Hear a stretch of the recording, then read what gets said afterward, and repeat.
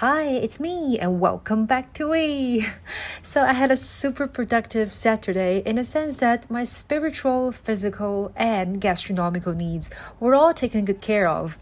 I started my day with an oat milk latte, and that's been my thing recently. I always have to teach a reading lesson on Saturday morning.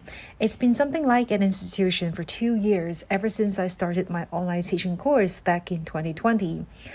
I was especially looking forward to that lesson because we were to discuss a very meaningful article about quiet quitting, which describes the lying flat or 躺平 phenomenon widely discussed around the world.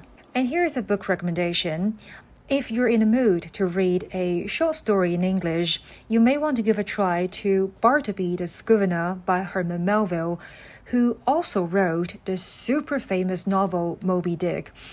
Anyways, Bartleby was the literary prototype of the quiet quitters in our society these days. The story is rich in imagery and deep in reflection, so when you do have time, why not give it a shot? I also couldn't wait to give feedback to my students on their first speaking task. I have a fetish about giving feedback to others because of my job as a teacher. I hope my students won't find me too naggy. For lunch, I had 2 hard-boiled eggs with my usual avocado bagel. I like to add Maggi to my eggs. Does anyone also eat in the same way? It's so delicious! And afterwards, my domestic helper said the cabbage in the fridge couldn't last long, so I asked her to stir-fry some spicy sour cabbage for me. It was also very, very good. Saturday is our Boxing Day, and no pun intended here. But tonight, we'll go to a pretty nice restaurant. So on top of my rather casual outfit, I add a blazer from Edition. And here is our OOTD. This free tote bag from Celine is pretty functional. It fits my boxing gloves like a glove. Again, no pun intended here. Okay, my friends and family, let's kill some boys. Ew! Oh, what the? Boxing is really so much fun, especially when I could train with guys. They're a bunch of funny people, and our coach is also very nice and patient. Anyways, I love exercising so much. It gives me a shot of dopamine every time. And to me, doing sports right now is not really about losing weight, but keeping myself nimble, energetic, and happy.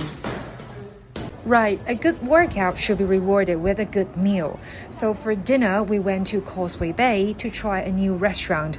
Causeway Bay was as busy and bustling as always. The restaurant we went to was of an Italian style, run by a couple.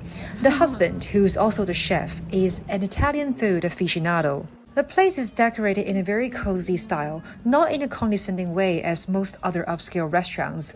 We had some Prosecco to start with, and both Shengge and I loved their focaccia. It's spongy, soft, and moist, perfect to eat with their anchovy sauce or balsamic vinegar.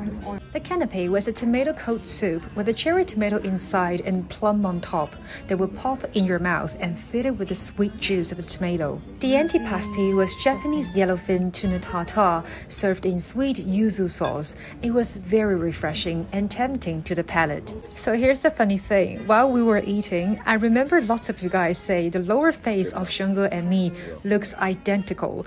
So we try to cover our eyes and see, really? Do we really look alike? And then came my favorite, carbs. Carbs are my soulmate. Their pasta was cooked just right, still retaining that chewiness. The shrimps were a little bit overdone though. The pigeon I had for main course was cooked in 2 ways, pan-seared and deep-fried. I like a pan-seared version more. But Shengge's beef was so yum. It was very juicy, flavorful, and cooked just right. One of my favorite desserts was tiramisu. Theirs was very special. It had a very strong rum and espresso taste and was not too sweet. I was very sugar conscious. I try not to take in too much sugar to avoid a sugar rush at night. Fine dining is a treat, and life deserves treats here and there from time to time. So I hope you enjoyed this episode, and I'll see you in my next one. Bye!